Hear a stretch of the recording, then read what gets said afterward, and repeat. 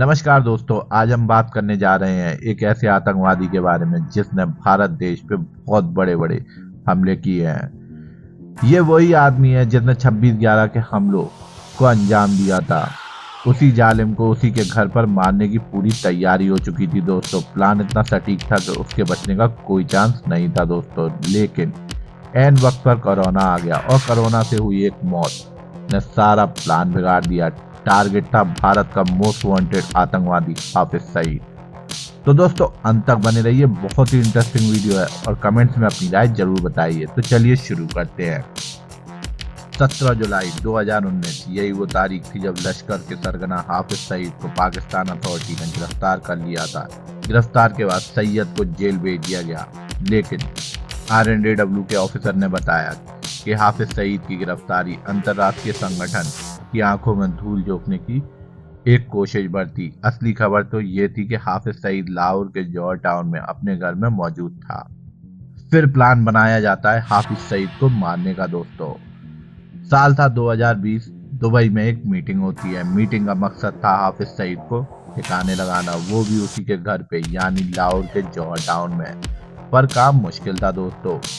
George town की जिस जगह हाफिज सईद का घर था, वहां तक किसी बाहरी शख्स का पहुंचना लगभग नामुमकिन था दोस्तों। अब यहीं से इस मुश्किल को आसान करने के प्लान की शुरुआत होती है। सबसे पहले दुबई की जेलों में बंद एक ऐसे पाकिस्तानी की खोज हो रही थी जो हल्के फुल्के जुर्म के मामलों में जेल में बंद हो, जिनका पाकिस्तान में कोई क्रिमिनल रिकॉर्ड ना हो दोस्तों। तलाश खत्म होती है नावेद नाम के एक पाकिस्तानी पर जाकर। ऑपरेशन में शामिल टीम का एक शख्स जेल में नावेद से मिलता है। ये शख्स खुद को पाकिस्तानी बताता है और कुछ मीटिंग के बाद नावेद को जेल से छुड़ा लिया जाता है। अब नावेद उस शख्स के एहसान तले दब चुका था। इसके बाद मौका पाते ही नावेद से कहता है कि तुम पाकिस्तान लौट जाओ और अपना बिजनेस शुरू करो। पार्टनरशिप में नावेद ऑफर कबूल कर लेता है और पाकिस्तान पहुंच जाता है। डील के हिसाब से बिजनेस में नावेद की हिस्सेदारी 25% की थी और ऑपरेशन सैयद में शामिल उस शख्स की हिस्सेदारी 75% थी दोस्तों। नावेद अब लाहौर पहुंच चुका था दोस्तों। उसके दुबई के बॉस ने उसे आदेश दिया कि वो बिजनेस के लिए सबसे पहले लाहौर में एक घर और दफ्तर किराए पर ले ले। पर वहां एक शर्त थी दोस्तों कि दफ्तर जॉर्ज टाउन में ही होना चाहिए। नावेद अभी ऑपरेशन से बिल्कुल अनजान था। थोड़ी मशक्कत करने के बाद आखिरकार जॉर्ज टाउन में उसे किराए पे घर मिल भी जाता है। उसे जो मकान किराए पर मिला था वो मकान नंबर था 123। हाफिज सईद के घर से ठीक 90 कदम दूर हाफिज सईद के घर का नंबर था E116 दोस्तों। घर के बाद जॉर्ज टाउन में ही नावेद एक दफ्तर भी किराए पर ले लेता है। ये सब होने के बाद उसका बॉस उसे कंस्ट्रक्शन बिजनेस शुरू करने को कहता है। उसका बॉस दुबई में बैठ के उससे ये भी कहता है कि कई लोग पाकिस्तान के दफ्तर में आएंगे और रुकेंगे और पूरे ऑफिस का काम भी देखेंगे। इससे नावेद को कोई दिक्कत नहीं होती है दोस्तों। घर लेने के बाद नावेद ने बाकायदा जॉर्ज टाउन के लोकेशन का वीडियो भी भेजना शुरू कर दिया था, जिसमें तफ्तीश से हाफिज सईद के घर तक पहुंचने और निकलने का रास्ता भी मौजूद था दोस्तों। नावेद का बिजनेस शुरू हो चुका था। एक बार तो उसे हाफिज सईद के घर का काम भी मिल चुका था, लेकिन दोस्तों अभी भी वो ऑपरेशन से अनजान था।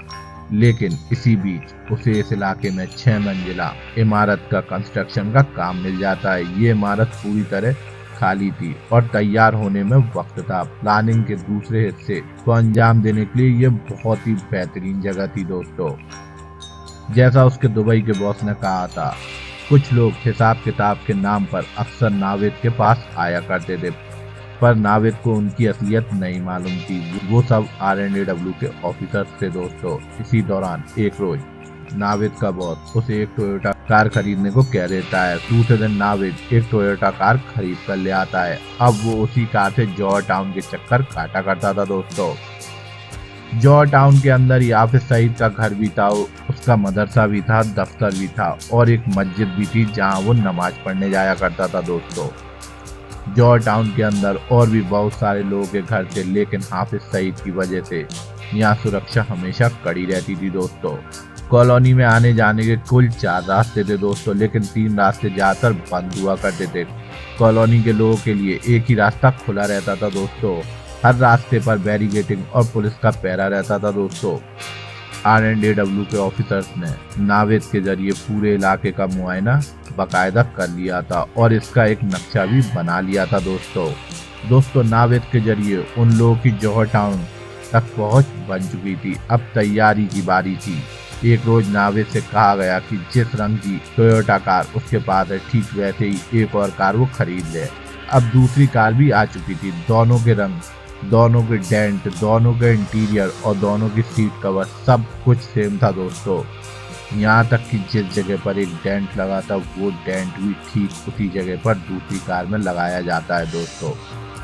ये सब इसलिए था ताकि ये कार जब जौहर टाउन से निकले तो कोई फर्क ना कर पाए कि दोनों कार एक दूसरे से अलग हैं दोस्तों। अब ये दोनों कार उसी 6 मंजिला इमारत में पार्क कर दी जाती है। एक कार रोज नावेद इस्तेमाल किया करता था, उसी कार से वो जौहर टाउन के चक्कर काटा करता था। सुरक्षा गार्ड और पुलिस नावेद को अच्छी तरह जान चुके थे, इसलिए अब वो आसानी से आ जा सकता था बिना सुरक्षा गार्ड के रोके टोके, और यही प्लान का हिस्सा था दोस्तों। खाली इमारत में खड़ी दूसरी कार को अब कार बम बनाने की तैयारी की जाती है। उस कार में करीब 300 किलो बारूद भरा जाता है। प्लान ये था कि इस कार को सीधे हाफिज सईद के घर के दरवाजे से टकरा दिया जाएगा। ये एक सुसाइड मिशन था, यानी कार चलाने वाले को मरना ही था, उसके बचने की कोई गुंजाइश नहीं थी। मगर सवाल ये था कि इस सुसाइडल मिशन के लिए आदमी कहाँ से मिलेगा। RNDW के एक ऑफिसर ने बताया कि अफगानिस्तान में एक कैंप, ये वो कैंप था जो जिहादा के नाम पर सुसाइडल बॉम्बर तैयार करता था। वहां से कोई भी ऐसे सुसाइड बॉम्बर को खरीदकर अपने साथ ले जा सकता था। वहां से ऐसे ही एक सुसाइड बॉम्बर को खरीदकर लाहौर पहुंचाया जाता है और उसे जौहर टाउन में नावेद के घर पे रुका दिया जाता है दोस्तों। पर अब तक ना नावेद को कुछ पता था और ना ही उस सुसाइड बॉम्बर को। सब कुछ प्लान के हिसाब से चल रहा था, मगर अब वक्त आ चुका था कि नावेद को असलियत बता दी जाए, क्योंकि नावेद से असलियत छुपाकर ऑपरेशन को मुश्किल में नहीं डाला जा सकता था, क्योंकि कार बम का इस्तेमाल उसकी जानकारी के बिना मुमकिन नहीं था।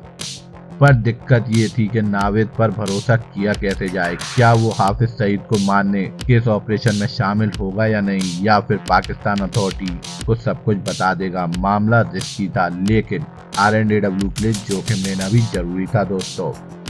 इसी के बाद नावेद के लिए एक नई कहानी तैयार की गई दोस्तों। नावेद को बाकायदा दुबई बुलाया गया। उसका बॉस नावेद के टिकट कराता है और नावेद को बाकायदा दुबई बुलाता है, क्योंकि ये बात आमने सामने हो सकती थी, ये बात फोन पे नहीं हो सकती थी दोस्तों। इसके बाद नावेद दुबई पहुंच जाता है। फिर दुबई में नावेद का बॉस उससे एक सवाल पूछता है कि तुम 26/11 के बारे में क्या जानते हो। 26/11 यानी मुंबई में हुआ आतंकी हमला जिसके पीछे हाफिज सईद था। नावेद ने हाँ में जवाब दिया।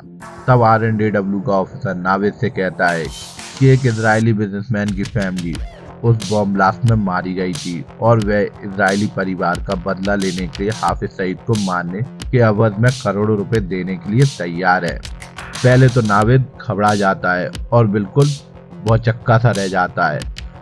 इसके बाद RNDW का ऑफिसर मायूस हो जाता है और वो वहां से जाने लगता है। फिर नावेद जो कहता है उससे वो भौचक्का रह जाता है।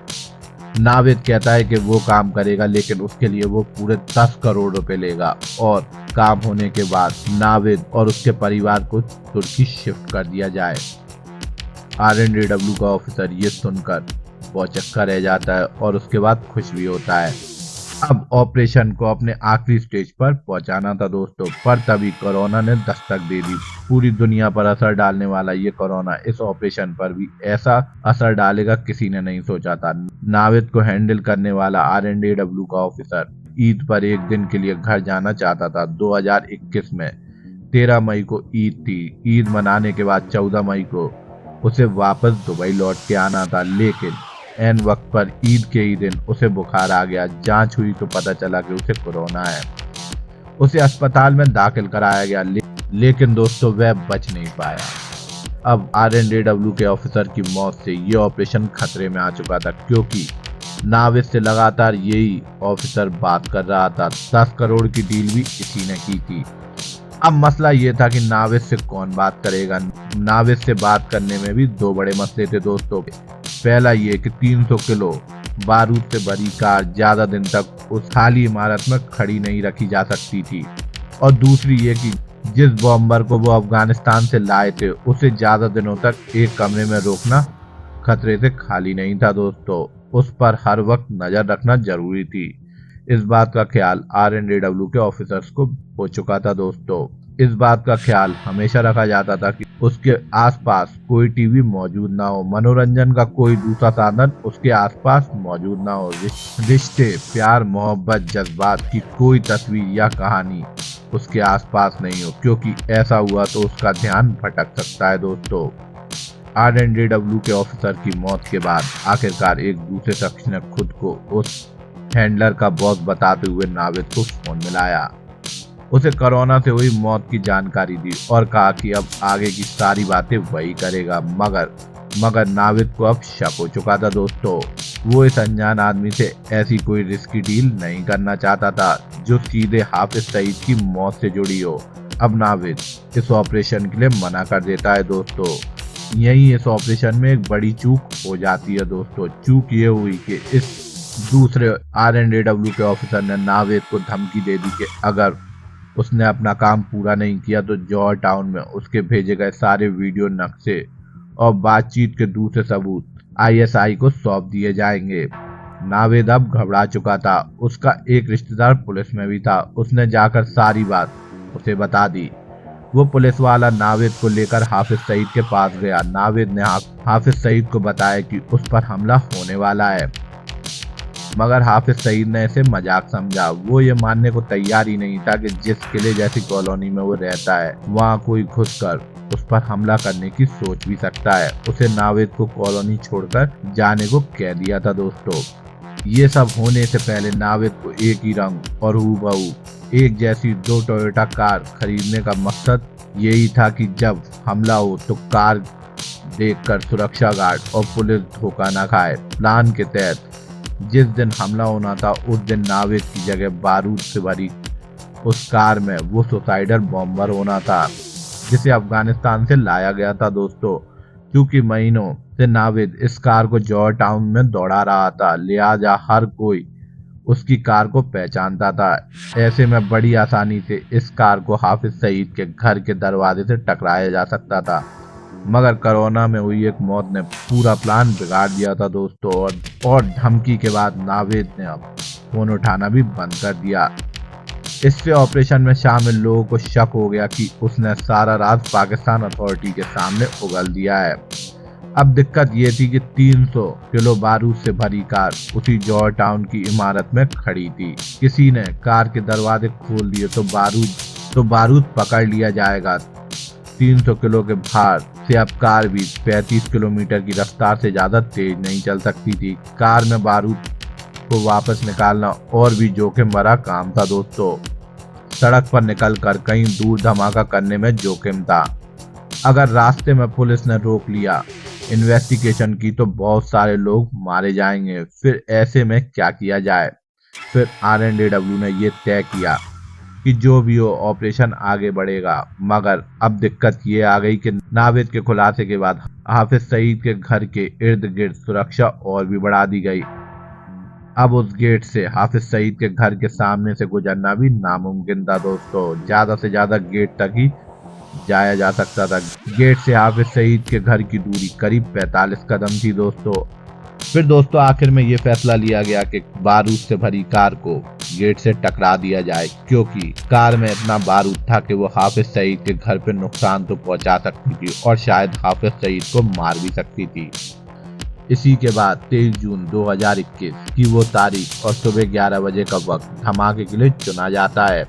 ये वक्त इसलिए चुना गया था दोस्तों क्योंकि इस समय सन्नाटा होता है। और दोस्तों ठीक ऐसा ही हुआ। बारूद से भरी कार जाकर गेट से टकरा गई। इस धमाके में 4 लोगों की मौत भी हो गई, जबकि 24 लोग घायल हुए। हाफिज सईद के घर के शीशे तक टूट चुके थे, मगर हाफिज सईद बच गया। बाद में जांच के दौरान सबसे पहले पाकिस्तान पुलिस ने पीटर पॉल डेविड नाम के एक शख्स को गिरफ्तार किया।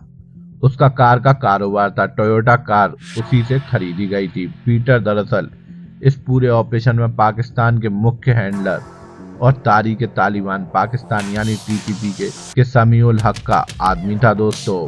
पीटर के बाद समीउल्लाह हक, सज्जाद शाह और जिया उल हक को गिरफ्तार कर लिया जाता है। इसके बाद एंटी टेररिस्ट स्क्वाड ने कुछ वक्त पहले ही इन चारों को फांसी की सजा सुना दी, जबकि नाविद पर फैसला आना भी बाकी है दोस्तों। तो दोस्तों ये थी कहानी जिसमें एक मौत की वजह से ये पूरा प्लान कैंसिल हो गया दोस्तों। तो दोस्तों आप मेरे को कमेंट्स में जरूर बताइए कि अगर कोरोना में उस RNAW के ऑफिसर की मौत ना होती तो ये प्लान सक्सेसफुल था या नहीं। इसी के साथ मैं ये वीडियो यहीं समाप्त करता हूँ। आशा करता हूँ ये वीडियो आपको कुछ नॉलेज देकर गई हो। ऐसी नॉलेज से भरी वीडियोस के लिए मेरे channel treasure knowledge TV Hindi को लाइक एंड सब्सक्राइब कीजिए और कमेंट्स में अपनी राय जरूर बताइए। जब तक के लिए धन्यवाद। जय मां भारती।